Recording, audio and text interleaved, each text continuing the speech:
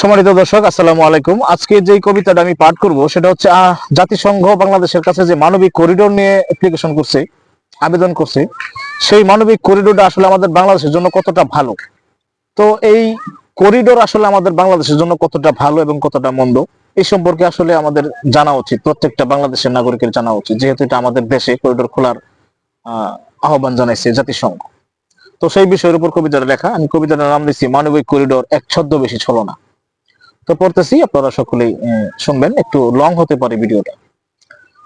মানবতার নামে আজ খোলা একই পথে, করিডোরের নামে চলছে গোপন রথ। বলা হয় সাহায্য, বলা হয় দয়া, আড়ালে লুকায় যে ধ্বংসের ছায়া। শান্তির ছদ্মবেশে আসছে যে গাড়ি, তলে তার গুমরে মরে সীমান্তের পারি। সীমানায় রেখা ছিল যে নির্দিষ্ট, আজ তা প্রায় প্রশ্নবিদ্ধ, ভঙ্গুর বিষাক্ত।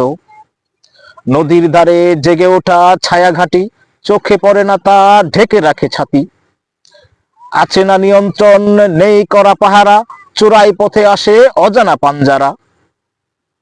রসদ যায়, অস্ত্র যায়, কারা যে আসে, সে খবর রাখে না প্রশাসন হাসে।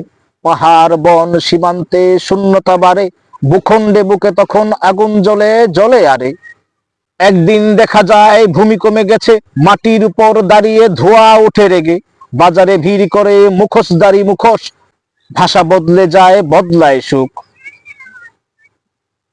সংস্কৃতির আঘাতে ঝুঁকে পড়া রীতি, নিজস্বতা হয় যেন লুপ্ত, প্রতিহীন চিতি। কৃষক হারায় জমি, জেলে আর জাল, আসলে করিডোর এক ধ্বংসের চাল।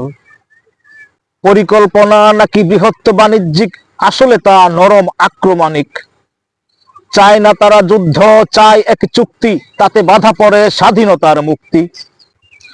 ধীরে ধীরে কণ্ঠ স্তব্ধ হয়ে যায়, ক্ষমতার ছায়ায় স্বাধীনতা কাঁদে হায়। প্রতিবাদ করলে তুমি তো নিষ্ঠুর, মানবতা বুঝো তুমি তো গোরাপুর। তবু মনে রেখো ইতিহাস দেয় সাক্ষ্য, নরম পথে এসেই শক্তিরা করে রাক্ষ। আজ যদি না জাগো, না ধরো রুখে, কাল হয়তো হারাবে দেশ নিজের মুখে।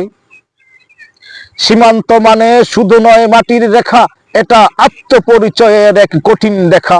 মানবিক করিডোর হোক যত গ্লান্নি, সতর্ক থেকো, রক্ষা করো স্বাধীনতার বাণী। তো সম্মানিত দর্শক, আজকে আমার এটাই কবিতা ছিল, একটু লম্বা কবিতা। তো সকলেই পুরোটা কবিতা একটু দেখবেন।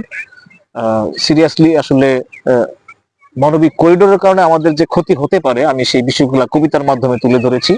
কারণ আমার প্রতিবাদ করার একটাই মাত্র মাধ্যম, সেটা হচ্ছে সোশ্যাল মিডিয়া, এবং সোশ্যাল মিডিয়ার মাধ্যমে আমি কবিতার মাধ্যমে প্রতিবাদ করে থাকি।